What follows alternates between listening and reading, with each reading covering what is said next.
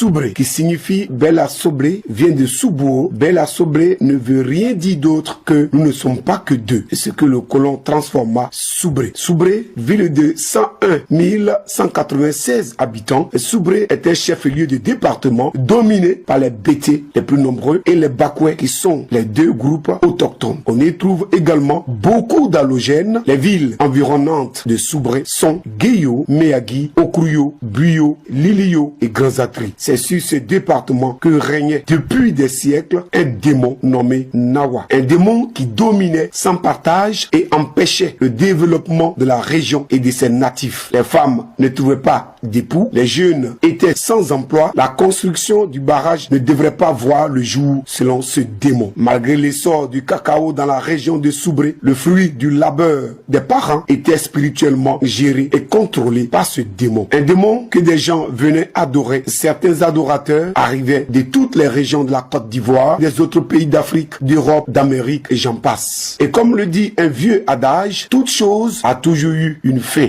Ainsi, la fin du règne de ce démon arriva grâce à la puissance du Dieu vivant, Jésus-Christ de Nazareth, qui va utiliser l'un de ses serviteurs, apôtre Élie Ézéchiel, fondateur de la mission internationale pour la démonstration de la puissance de l'évangile, mis DPE en abrégé. Gendarme de son état à Agban, à Abidjan, Élie Ézéchiel a été aussi un ancien guitariste soliste du groupe Wassiato. Puis, converti après au christianisme, l'apôtre Élie Ézéchiel va se retrouver à Soubré dans les années 2002 sous la direction et l'onction de Dieu pour une mission hautement spirituelle, la délivrance de Soubré. Et suivons ici cette histoire qui dépasse l'entendement humain.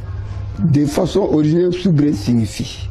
Vous voyez, à l'époque, les blancs, les colons aimaient tellement vivre en bordure sur les côtes. Donc, depuis Sassandra, on longeait vers Soubré à la recherche de l'eau. Et lorsqu'ils sont arrivés, c'est à l'heure actuelle Yabayo qui se sont arrêtés et ont compris le bruit de la chute de la Nawa dont je vais vous parler tout à l'heure.